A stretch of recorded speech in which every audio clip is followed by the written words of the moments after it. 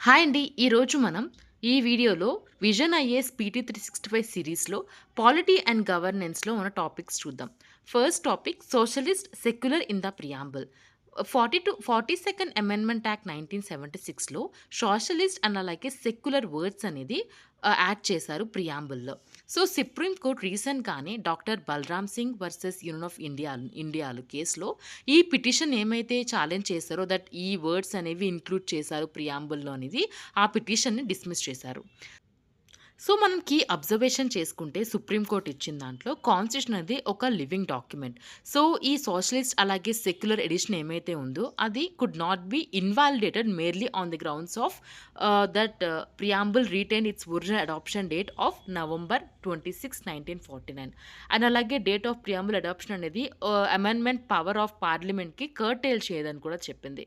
Article 368 కాన్స్టిట్యూషన్‌ని amendment చేయడానికి permits ఇస్తుంది. బేసిక్ స్ట్రక్చర్‌ని వయలేట్ చేయకుండా. నెక్స్ట్ మనం సోషలిజం అండ్ అలాగే సెక్యులరిజం గురించి తెలుసుకుందాం. సెక్యులరిజం అంటే ఏంటంటే స్టేట్ ఒక పర్టిక్యులర్ రిలీజియన్‌ని సపోర్ట్ చేయదు అండ్ అలాగే పీనలైజెస్ కూడా చేయదు. అంటే పర్టిక్యులర్ స్టేట్‌కి అంటే ఒక రిలీజియన్ అనేది ఉండదనమాట. అండ్ అలాగే article 14, 15, 16 along with article 25, 26 and అలాగే 29, 30ని ఎన్‌షైన్ చేస్తుంది. సోషలిజం వచ్చేసి మనకి ఇది ఒక అంటే ఎకనామిక్ ఇంకా సోషల్ అప్‌లిఫ్ట్ మీద గోల్ పెట్టుకొని రిఫ్లెక్ట్ చేస్తుంది. అండ్ అలాగే ఒక ప్రైవేట్ ఎంటర్‌ప్రెన్యూర్‌షిప్‌ని అయితే రిస్ట్రిక్ట్ చేయదు. అండ్ అలాగే రైట్ టు బిజినెస్ ఇంకా ట్రేడ్ అనేది ఉంటుంది. అండ్ అలాగే ఫండమెంటల్ రైట్ కూడా దీని కిందొస్తుంది అండర్ ఆర్టికల్ 19 1G. నెక్స్ట్ మనకి చాలా కేసెస్ అనేవి జరిగినాయి ప్రియాంబుల్‌కి సంబంధించింది. కొన్ని కేసెస్‌లో ప్రియాంబుల్ అనేది కాన్స్టిట్యూషన్‌లో పార్ట్ కాదు అన్నారు. కొంతమంది కొన్ని కేసెస్‌లో అయితే కాన్స్టిట్యూషన్‌లో పార్ట్ అవును అన్నారు. సో, మనకి 1960లో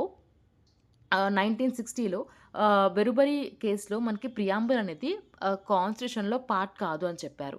నెక్స్ట్ 1994లో SR Bommai versus union of ఇండియాలో అండ్ అలాగే Kesavananda Bharati versus state of కేరళలో సెక్యులరిజం అనేది ఒక బేసిక్ స్ట్రక్చర్ ఆఫ్ కాన్స్టిట్యూషన్ అని చెప్పారు. నెక్స్ట్ అలాగే Kesavananda Bharati versus state of Kerala and అలాగే ఎల్ఐసి ఆఫ్ ఇండియాలో ఏం చెప్పారంటే ప్రియాంబుల్ ఏమైతే ఉందో అది కాన్స్టిట్యూషన్ ఆఫ్‌లో పార్టే అండ్ అలాగే అది మనం అమెండ్మెంట్ కూడా చేయొచ్చు అని చెప్పారనమాట.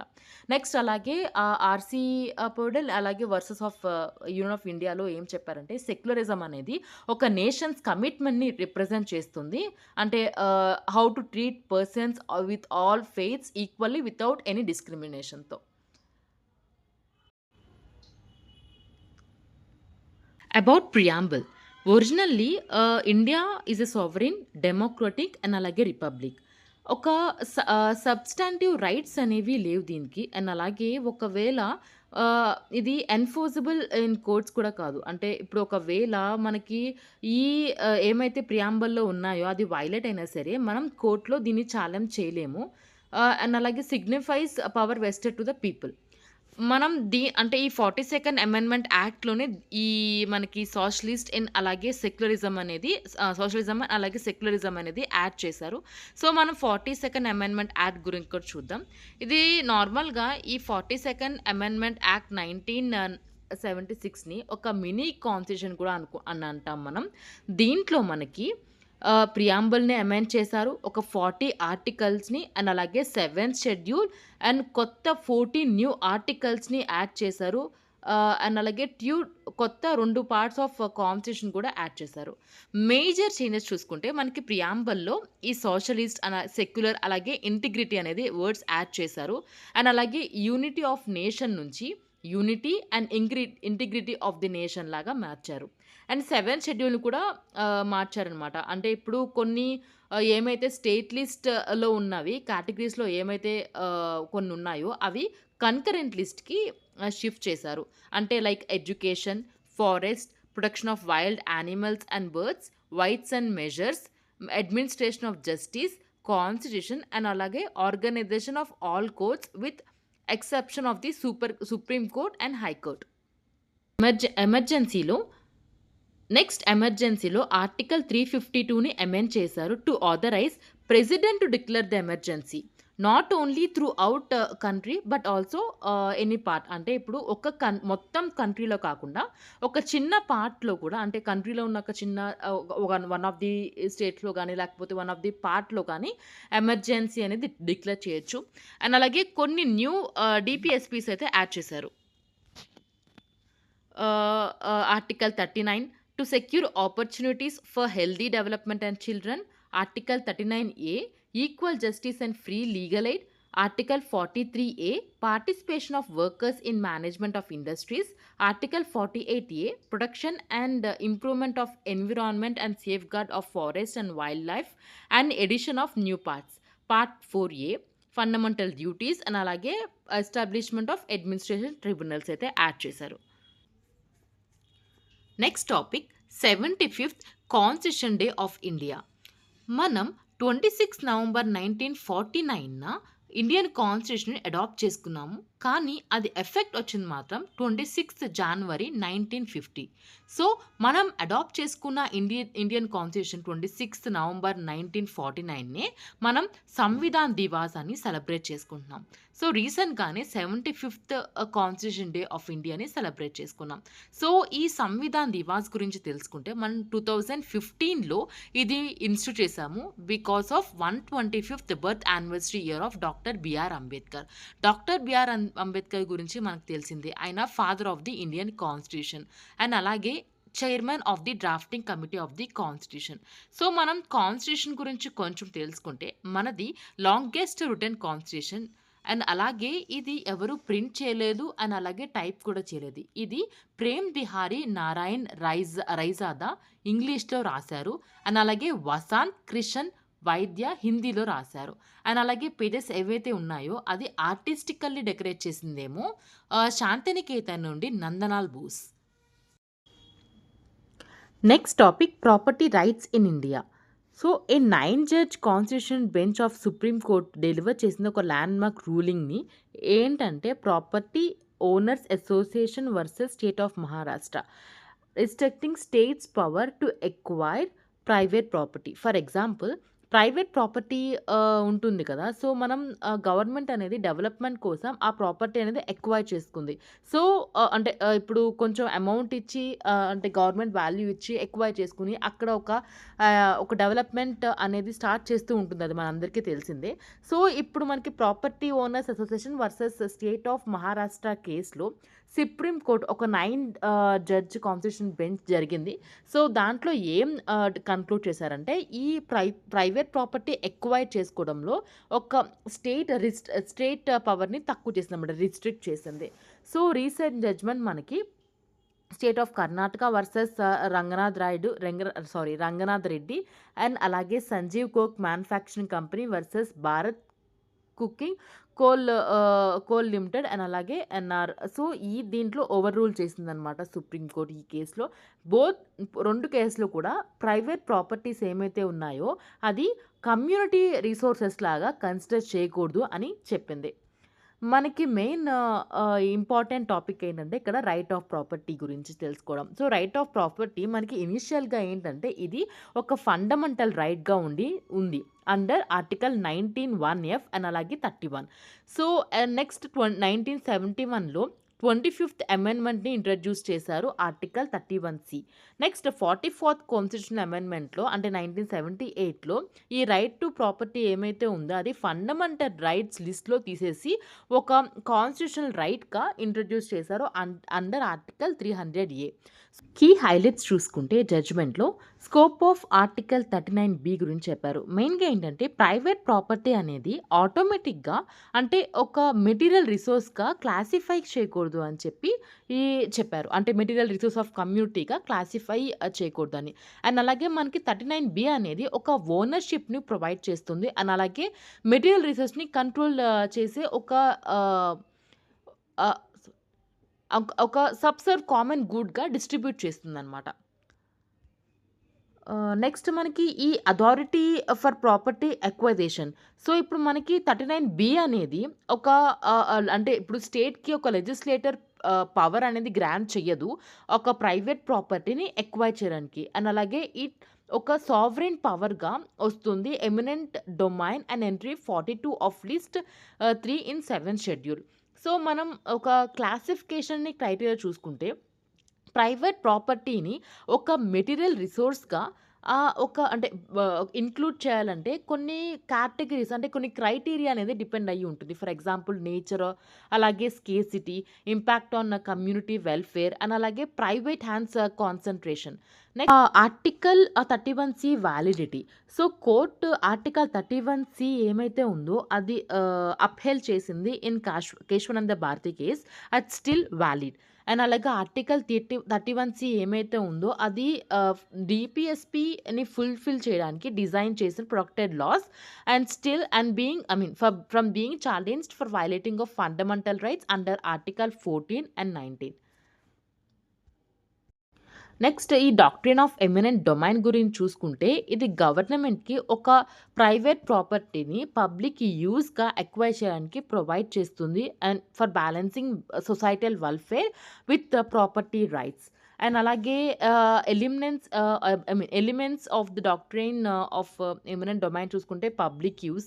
గవర్నమెంట్ అనేది ప్రైవేట్ ప్రాపర్టీని ఎక్వైర్ చేసుకోవచ్చు for the public purpose like infrastructure development కానీ అండ్ ఇంకా ఏమన్నా ఒక డెవలప్‌మెంట్ కోసం యూజ్ చేసుకోవచ్చు. బట్ కానీ ఒక లెజిటిమేట్ అంటే నీడ్‌తో పాటే అండ్ ఆల్టర్‌నేటివ్స్ ఏమి ఉండకుండా. నెక్స్ట్ అలాగే కంపెన్సేషన్ కంపల్సరీ ఉండాలి.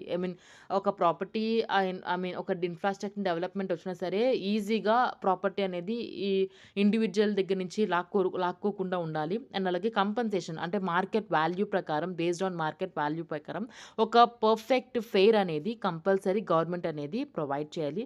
అండ్ అలాగే డ్యూ ప్రాసెస్. ఈ ప్రాపర్టీ ఓనర్స్ ఎవరైతే ఉన్నారో వాళ్ళకి ఒక నోటిఫై చేయాలి అడ్వాన్స్‌గా. అంటే ఇప్పుడు ఒక సడెన్‌గా ఈ ప్రాపర్టీ ఇక్కడ ఒక ఇన్‌ఫ్రాస్ట్రక్చర్ ఒక రోడ్ వస్తుంది. సో, ఇది ఖాళీ చేసి వెళ్ళిపోండి అని చెప్పి అలా సడెన్‌గా అనేది ఏది కూడా నిర్ణయం తీసుకోకుండా ఒక అక్విజిషన్‌కి ఒక కొంచెం అంటే ఒక కంపెన్సేషన్ నెగోషియబుల్ అంటే ఇప్పుడు సడెన్‌గా ఇంత ఇస్తాము, అంత ఇస్తాము కూడా నెగోషియబుల్ అవుతూ ఉంటారు కదా! సో, సడెన్‌గా వెళ్ళిపోమనకుండా ఒక డ్యూ ప్రాసెస్ అనేది ఫాలో చేయాలి. నెక్స్ట్ అలాగే ఓన్లీ గవర్నమెంట్ అథారిటీ అండ్ అలాగే ఈ ఆథరైజ్డ్ పబ్లిక్ ఏజెన్సీస్ మాత్రమే ఈ legal authority to take property for the public use. వీళ్ళు మాత్రమే కేవలం ఎక్సైజ్ చేయాలన్నమాట. ఇంపార్టెంట్ కేస్ లాస్ చూసుకుంటే in Sudarshan charitable trust versus government of Tamil Nadu 2018 supreme court clarify ఇచ్చింది that eminent domain is tied to state sovereignty. And అలాగే state అనేది private ప్రాపర్టీని acquire చేసుకోగలదు ఫర్ పబ్లిక్ ఇంట్రెస్ట్. అండ్ అలాగే ఫెయిర్ కంపెన్సేషన్ అనేది compulsory ఇవ్వాలి. And అలాగే ఈ పవర్ అనేది does not violate a person's right to livelihood or dignity. Next అలాగే పబ్లిక్ ట్రస్ట్ డాక్ట్రిన్ కూడా ఉంటుంది. సో, మెయిన్‌గా ఇదేంటంటే ఇది ఎన్విరాన్మెంట్‌ని ప్రొటెక్ట్ చేస్తుందనమాట. ప్రొటెక్ట్ చేయడానికి హెల్ప్ చేస్తుంది. అండ్ అలాగే ఈ management of natural resources responsible ఉంటుందనమాట. అండ్ అలాగే స్టేస్ యాజ్ ఏ ట్రస్టీ అంటే ఈ పబ్లిక్ ట్రస్ట్ డాక్ట్రిన్‌లో స్టేట్ అనేది ఒక ట్రస్టీలా యాక్ట్ చేస్తుంది. ఈ న్యాచురల్ రిసోర్స్‌ని మేనేజ్ చేయడానికి for the public benefits. So, next అలాగే సిటిజన్స్ యాజ్ బెనిఫిషరీస్ ఉంటారు. సో, సిటిజన్స్ ఏంటంటే మెయిన్‌గా బెనిఫిషరీ ఆఫ్ దిస్ ట్రస్టీ. ఈ రిసోర్సెస్‌ని సస్టైనబుల్‌గా యూజ్ చేసుకుంటారు ఫర్ దేర్ బెనిఫిట్ అండ్ అలాగే for future generations. So, main మనకి ఈ టాపిక్‌లో ఇంపార్టెంట్ ఏంటంటే ఈ రైట్ టు ప్రాపర్టీ గురించి మనం ఎక్కువ కాన్సంట్రేట్‌గా చదువుకోవాలన్నమాట. Next topic illegal demolition of private property. Underlying principle of separation of పవర్స్‌లో సుప్రీం కోర్టు ఒక ఎక్స్ట్రార్డినరీ పవర్‌ని యూజ్ చేసి అండర్ ఆర్టికల్ 142లో ఒక పాన్ ఇండియా గైడ్‌లైన్స్ అనేవి ఇష్యూ చేసింది. ఎందుకు? ద ఇల్లీగల్ డిమాలిషన్స్ ఏమవుతున్నాయో ప్రైవేట్ ప్రాపర్టీ మీద దానికి సంబంధించిన కొన్ని గైడ్‌లైన్స్ అనమాట. ఇప్పుడు మోస్ట్‌లీ మనం చూసుకుంటే చాలా స్టేట్స్‌లో ఎవరైనా క్రైమ్ చేస్తే వాళ్ళ ఇంటిని డిమాలిష్ చేయడం గానీ అలా చేస్తున్నారు. సో, దాన్ని ఒక అనాథరైజ్డ్ అంటే ఇల్లీగల్ డిమాలిషన్ ప్రైవేట్ ప్రాపర్టీస్ ఉండడం వల్ల సుప్రీం కోర్ట్ ఈ గైడ్‌లైన్స్ అనేవి పబ్లిష్ చేశారు. సో, మెయిన్‌గా ఏంటంటే ఈ గైడ్‌లైన్స్ అనేవి ఈ ఎంక్రోచ్‌మెంట్స్ ఏమైతే ఉన్నాయో should not extend into public land or unauthorised structures.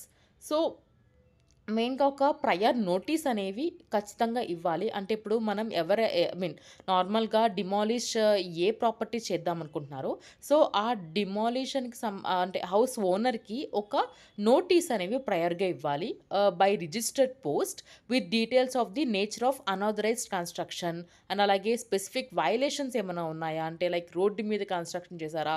ఒకవేళ అనాథరైజ్డ్ కన్‌స్ట్రక్షన్ అంటే ఇప్పుడు ఒక పర్మిషన్ లేని దగ్గర కన్‌స్ట్రక్షన్ చేశారా? సో, అట్లాంటి స్పెసిఫికల్‌గా డీటెయిల్స్ ఉంటే, ఆ రిజిస్టర్డ్ పోస్ట్‌లో అవి కూడా మెన్షన్ చేయాలి. ఖచ్చితంగా మెన్షన్ చేసి, ఒక ప్రయర్ నోటీస్ అనేది ఆ హౌస్ ఓనర్‌కనేది పంపించాలి.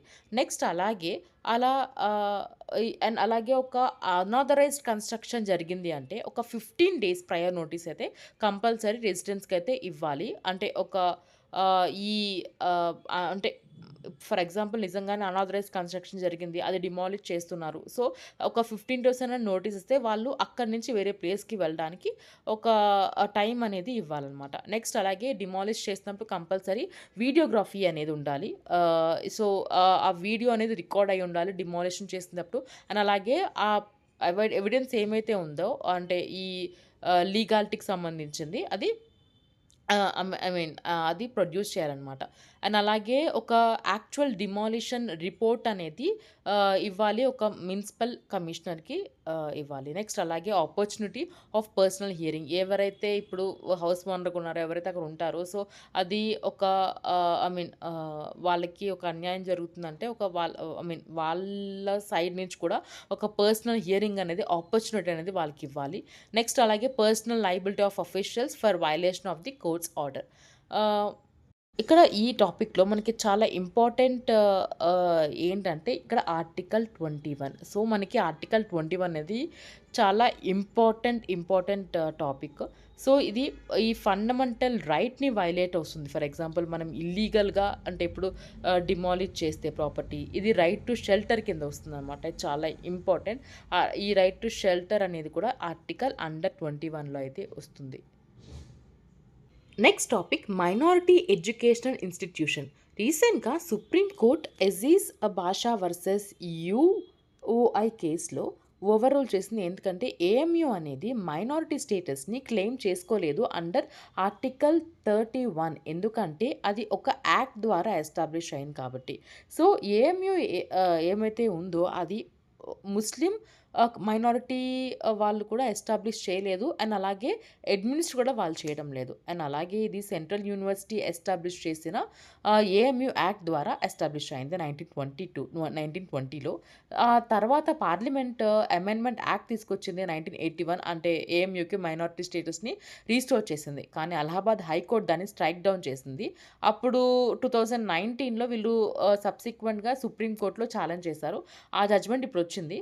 అండ్ నెక్స్ట్ ఈ కీ హైలైట్స్ చూసుకుంటే జడ్జ్‌మెంట్‌లో ఇప్పుడు నార్మల్‌గా మైనారిటీ ఎడ్యుకేషన్ ఇన్‌స్టిట్యూట్ ప్రూవ్ చేయడానికి మెయిన్‌గా మైనారిటీ కంట్రోల్ చేయాల్సిన అవసరం లేదు. అండ్ అలాగే అడ్మినిస్ట్రేషన్ చేయాల్సిన అవసరం కూడా కాదు. కానీ ఒక యాక్ట్ ద్వారా గానీ, లేకపోతే ఒక ఇన్‌కార్పొరేషన్ ఆఫ్ యూనివర్సిటీ ద్వారా గానీ, అంటే యూనివర్సిటీ ఇన్‌కార్పొరేషన్ ద్వారా గానీ, ఒక మైనారిటీ ఎడ్యుకేషన్ అంటే ఎస్టాబ్లిష్ చేస్తే అది మైనారిటీ ఎడ్యుకేషనల్ కింద అయితే అంటే ఆ యూనివర్సిటీకి మైనారిటీ స్టేటస్ కింద అయితే రాదు. నెక్స్ట్ అలాగే ఇప్పుడు కాన్స్టిట్యూషన్ చేయకముందు అండ్ అలాగే ఇండిపెండెన్స్‌కి ముందు ఏమైతే కమ్యూనిటీస్ ఉన్నాయో వాళ్ళకి ఆర్టికల్ 31 ప్రకారం ప్రొటెక్షన్ కూడా లభిస్తుందనమాట. నెక్స్ట్ మనం ఈ మైనారిటీ ఎడ్యుకేషనల్ ఇన్‌స్టిట్యూట్స్ గురించి మాట్లాడుకుంటే ఆర్టికల్ 31 మెయిన్‌గా ఏంటంటే ఈ లింగ్విస్టిక్ అలాగే రిలీజియస్ మైనారిటీస్ రైట్స్ గురించి డీల్ చేస్తుంది మెయిన్‌గా ఈ ఆర్టికల్. అండ్ అలాగే అడ్మినిస్ట్రేషన్ ఎస్టాబ్లిష్ చేయడానికి ఎడ్యుకేషనల్ ఇన్‌స్టిట్యూషన్స్‌కి అంటే వాళ్ళ ఇష్ట ప్రకారంగా అడ్మినిస్ట్రేషన్ అలాగే ఎస్టాబ్లిష్‌మెంట్ చేయడానికి పర్మిషన్ ఉంటుందనమాట. నెక్స్ట్ అలాగే national commission for minority educational institution act NCMEIA 2004 ఇది. మెయిన్‌గా ఏంటంటే ఈ మైనారిటీ అలాగే ఎడ్యుకేషనల్ రైట్స్ ఏమైతే ఉన్నాయో అది సేఫ్‌గార్డ్ చేస్తుంది అండర్ ఇన్ ఆర్టికల్ 31. నెక్స్ట్ అలాగే ఇదొక క్వాజీ జ్యుడిషియల్ బాడీ. ఇది సివిల్ కోర్ట్‌కున్న పవర్స్ ఉంటాయి. అండ్ అలాగే ఈ అంటే ఈ ఇన్‌స్టిట్యూషన్స్ ఏమైతే ఉన్నాయో as a minority educational institutions వాళ్ళకి రిలేటెడ్‌గా క్వెషన్స్ అనేది డిసైడ్ చేస్తుంది. అండ్ మెయిన్‌గా ఇప్పుడు సెంట్రల్ గవర్నమెంట్ కొన్ని 6 రిలీజియస్ మైనారిటీ కమ్యూనిటీస్‌ని నోటిఫై చేసింది. అది ముస్లిం, క్రిస్టియన్స్, సిఖ్స్, బుద్ధిస్ట్, పార్సీ ఇంకా జైన్. హౌఎవర్ ఈ మైనారిటీస్ ఏమైతే ఇప్పుడు నేను చెప్పానో అవి కాన్స్టిట్యూషన్‌లో అయితే మెన్షన్ చేసైతే లేవు. సో కొన్ని స్పెషల్ ప్రివిలేజెస్ కూడా ఉన్నాయి. ఈ ఎంఈఐస్ ఎంజాయ్ చేసేవి. First of all article 31A ప్రకారం అంటే అండర్‌లో ఏదైనా ఒక ఎడ్యుకేషనల్ ఇన్‌స్టిట్యూట్స్ ఉన్నాయనుకోండి. సో, అది ప్రాపర్టీ ఎక్వైర్ చేసుకుంటే ఒక ఫెయిర్ కాంపెన్సేషన్ అనేది వాళ్ళకి ప్రొవైడ్ చేయాలి.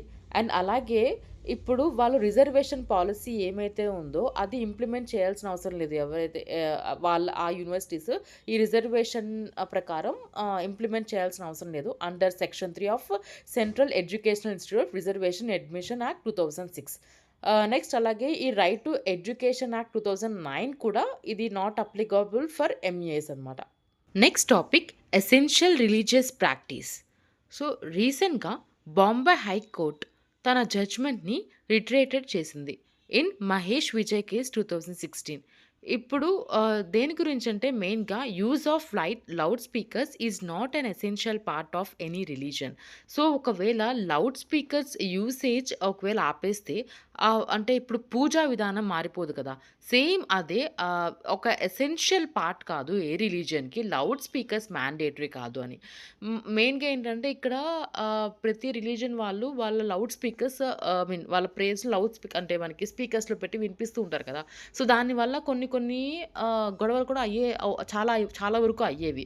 సో, దానివల్ల ఈ మహేష్ విజయ్ కేస్‌లో ఏంటంటే ఇప్పుడు బాంబే హైకోర్ట్ ఏం చెప్పిందంటే ఇప్పుడు ఈ లౌడ్ స్పీకర్స్ అనేది మ్యాండేటరీ కాదు. సో, లౌడ్ స్పీకర్స్ పెట్టకపోతే పూజా విధానం ఏమన్నా ఆగిపోతుందా? హారతి అవన్నీ ఆగిపోతుందా? సో, అలా ఏం కాదు గదా! సో, ఇదొక ఎసెన్షియల్ పార్ట్ కాదు అని చెప్పింది.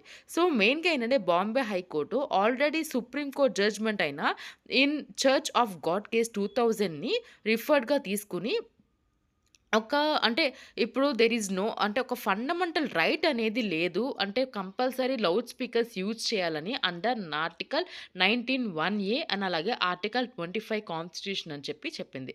మెయిన్‌గా ఎసెన్షియల్ రిలీజియస్ ప్రాక్టీసెస్ అంటే ఏంటంటే ఇప్పుడు Indian judiciary for the adjudication of matters of freedom of religion and determining whether essentiality of that religious practice. For example, ఒకవేళ ఆ ప్రాక్టీస్ లేకపోతే ఆ రిలీజియన్ అంటే ఆ ఫ్రీడమ్ ఆఫ్ రిలీజియన్ ఏమైతే ఉందో అది ఎఫెక్ట్ అవుతుందా లేదా అని చెప్పి చూస్తాం. ఫర్ ఎగ్జాంపుల్ లౌడ్ స్పీకర్ లేకపోతే పూజ ఏమన్నా ఆగిపోతుందా? ఆగిపోదు. అండ్ అలాగే ప్రేయర్ కూడా ఆగిపోదు. సో, అదొక ఎసెన్షియల్ పార్ట్ అయితే కాదు. అండ్ అలాగే మనకి ఈ టెస్ట్ ఈఆర్‌పి టెస్ట్ అనేది ఫస్ట్ సుప్రీం కోర్టు ఈ 1954లో శ్రీ షురూర్ ముత్తి కేస్‌లో యూజ్ చేసింది. Extended freedom of religion by including religious practices within the meaning of religion under it's ambit. Next మెయిన్‌గా ఇలా ఈ జ్యుడిషియల్ ప్రొనౌన్స్‌మెంట్స్ రిలేటెడ్ ఎసెన్షియల్ రిలీజియస్‌లో చాలా మన కేసెస్ అనేది చూస్తున్నాం. ఫస్ట్ 1997లో శ్రీ ఆది విశ్వేశ్వర కేసులో ఏంటంటే మెయిన్‌గా కోర్టు రిలీజియస్ అండ్ అలాగే సెక్యులర్ ఫంక్షన్స్ ఆఫ్ టెంపుల్ మధ్య ఒక డిస్టింగ్విష్ అనేది ఇచ్చింది. నెక్స్ట్ అలాగే ఆచార్య జగదీశ్వరంద కేస్ 2004లో ఏంటంటే మెయిన్‌గా కోర్టు అంటే ఇప్పుడు ఏం డిటర్మైన్ చేస్తుందంటే ఇప్పుడు ఆ ప్రాక్టీస్ అనేది ఎసెన్షియల్ పార్ట్ ఆఫ్ రిలీజియన్ కాదా? అంటే అది ఒకవేళ అది లేకపోయినా సరే ప్రాక్టీస్ ఫండమెంటల్‌గా ఉంటుందా? ఏమి ఆల్టరేషన్ లేకుండా అని చెప్పి డిటర్మైన్ చేస్తుందనమాట. అలాగే 2017 షయారో బానో కేస్‌లో కూడా ట్రిపుల్ తలాక్ అనేది బేసిక్ టెనెన్స్‌కి అగైనెస్ట్‌గా ఉంది. అంటే వాళ్ళ రిలీజియన్ అంటే వాళ్ళ రిలీజియన్‌కి సంబంధించిన ఏమైతే ఎసెన్షియల్ పార్ట్ ఉన్నదో దానికి అగైనెస్ట్‌గానే ట్రిపుల్ తలాక్ ఉంది.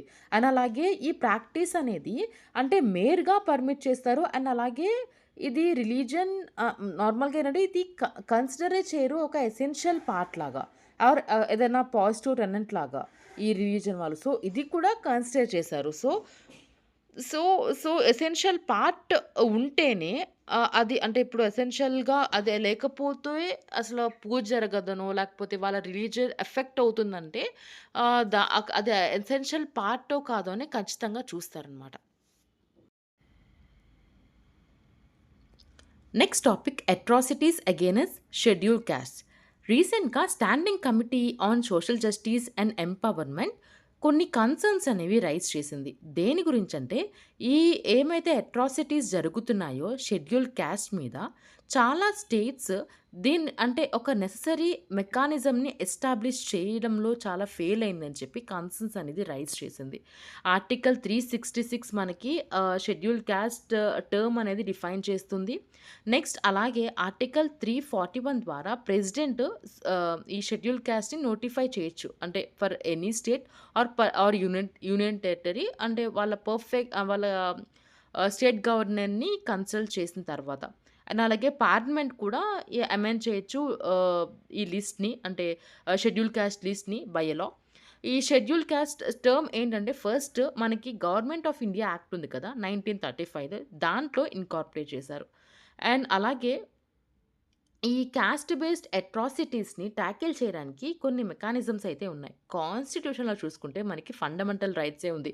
ఆర్టికల్ 14 అంటే రైట్ టు ఈక్వాలిటీ, 15, 16 అండ్ అలాగే 17 అయితే అన్‌టచబిలిటీకి సంబంధించి ఉంటుంది.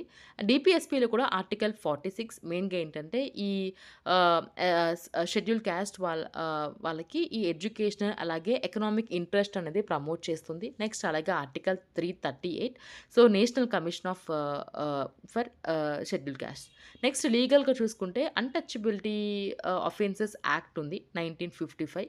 మెయిన్‌గా ఏంటంటే ఇది అన్‌టచబిలిటీ ప్రాక్టీస్‌ని పనిష్ చేస్తుంది. ఎవరైతే ప్రాక్టీస్ చేస్తారో వాళ్ళని పనిష్ చేస్తుంది. దీని లేటర్ మనకి protection of civil rights act 1976గా అమెండ్ చేశారు. సో, ఈ యాక్ట్ ద్వారా ఏంటంటే మెయిన్‌గా ఎవరైనా రిలీజియస్ ఆర్ సోషల్ డిసెబిలిటీస్ ఏమైతే చేస్తారో అన్‌టచబిలిటీస్‌లో దాన్ని పనిషబుల్ అనమాట.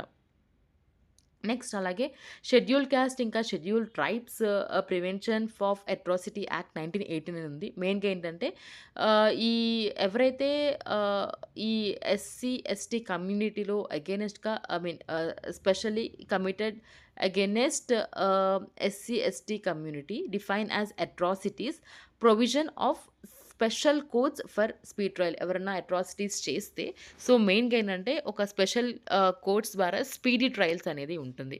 నెక్స్ట్ అలాగే ఈ prohibition of employment as manual scavengers and their rehabilitation act 2013. So, మెయిన్‌గా అంటే ఈ మాన్యువల్ స్కావెంజర్స్ ఎక్కువ ఎస్సీ, ఎస్టీ వాళ్ళే కమ్యూనిటీ వాళ్ళే ఉండేవాళ్ళు. సో, దీన్ని